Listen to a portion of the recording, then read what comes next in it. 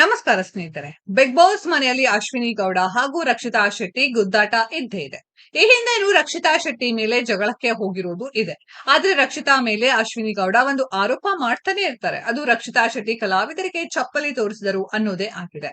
ಆದ್ರೆ ಅಶ್ವಿನಿ ಗೌಡ ಅವರ ತಪ್ಪು ಗ್ರಹಿಕೆ ಅಸಲಿ ಸತ್ಯವನ್ನ ಈ ವಾರ ಸುದೀಪ್ ಬಿಚ್ಚಿಟ್ಟಿದ್ದಾರೆ. ನಾನು ಒಬ್ಬ ಕಲಾವಿದ ಅಲ್ವೇ ಅಂತಲೂ ಕೇಳಿದ್ದಾರೆ. ಇದರ ಕಂಪ್ಲೀಟ್ ವಿವರ ಎಲ್ಲಿದೆ ನೋಡಿ. ಅಶ್ವಿನಿ ಗೌಡ ಒಂದು ದೂರು ಕೊಡ್ತಾನೆ ಇದ್ದಾರೆ. ಕಲಾವಿದರಿಗೆ ರಕ್ಷಿತಾ ಶೆಟ್ಟಿ ಚಪ್ಪಲಿ ತೋರಿಸಿದ್ದಾರೆ. ಇದು ಸರಿ ಅಲ್ವೇ ಅಲ್ಲ, ತುಂಬಾನೇ ದೊಡ್ಡ ತಪ್ಪು ಅನ್ನೋದನ್ನ ಒತ್ತಿ ಹೇಳ್ತಾನೆ ಇದ್ದಾರೆ.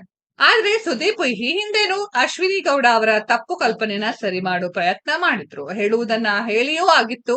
ಆದ್ರೆ ಈ ಸಲ ನೇರವಾಗಿಯೇ ಹೇಳಿದ್ದಾರೆ.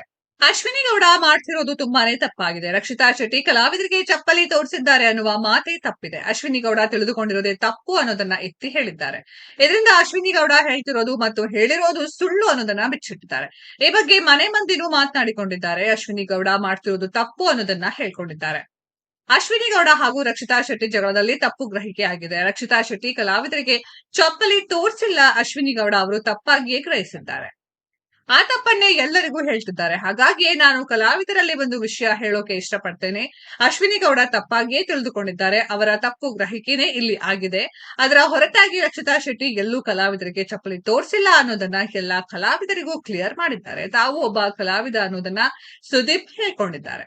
ಅಶ್ವಿನಿ ಗೌಡ ಮತ್ತು ರಕ್ಷಿತಾ ಶೆಟ್ಟಿ ಜಗಳ ಆರಂಭದಿಂದಲೂ ಇದೆ. ದೊಡ್ಡ ಮನೆಯಿಂದ ಹೋಗಿ ಮತ್ತೆ ಬಂದ್ಮೇಲೇನೆ ಇದು ಜೋರಾಗಿದೆ.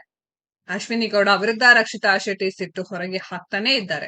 ಇದಕ್ಕೆ ಕಾರಣ ಏನು ಅಂದ್ರೆ ಅಶ್ವಿನಿ ಗೌಡ ಇಲ್ಲಿ ರಕ್ಷಿತಾ ಪ್ರತಿ ನಡೆಯನ್ನ ಟೀಕಿಸ್ತಿದ್ದಾರೆ. ಹಾಗಾಗಿ ರಕ್ಷಿತಾ ಅದನ್ನ ವಿರೋಧ ಮಾಡ್ತಾನೆ ಇದ್ದಾರೆ. ಅಶ್ವಿನಿ ಗೌಡ ವಿರುದ್ಧ ತಮ್ಮ ಜಗಳದ ಕಹಳೆ ಊದುತ್ತಲೇ ಇದ್ದಾರೆ. ಆದ್ರೆ ಕಿಚ್ಚನ ಮಾತಿನ ಬಳಿಕ ಇವರ ಜಗಳಕ್ಕೆ ತೆರೆ ಬೀಳುತ್ತಾ ಅನ್ನುವ ಪ್ರಶ್ನೆ ಇದ್ದೆ ಅಂತಲೇ ಹೇಳ್ಬಹುದು. ಸ್ನೇಹಿತರೆ, ಇದರ ಬಗ್ಗೆ ನಿಮ್ಮ ಅನಿಸಿಕೆಯನ್ನ ಕಮೆಂಟ್ ಬಾಕ್ಸ್ ಅಲ್ಲಿ ಕಮೆಂಟ್ ಮಾಡಿ. ಈ ವಿಡಿಯೋ ಇಷ್ಟ ಆಗಿದ್ರೆ ಲೈಕ್ ಮಾಡಿ, ಶೇರ್ ಮಾಡಿ, ಚಾನೆಲ್ ನ ಸಬ್ಸ್ಕ್ರೈಬ್ ಮಾಡಿ, ಪಕ್ಕದಲ್ಲಿ ಇರೋ ಬೆಲ್ ಐಕಾನ್ ನ ಹಿಟ್ ಮಾಡಿ. ಮುಂದಿನ ವಿಡಿಯೋದಲ್ಲಿ ಭೇಟಿಯಾಗೋಣ. ಧನ್ಯವಾದಗಳು.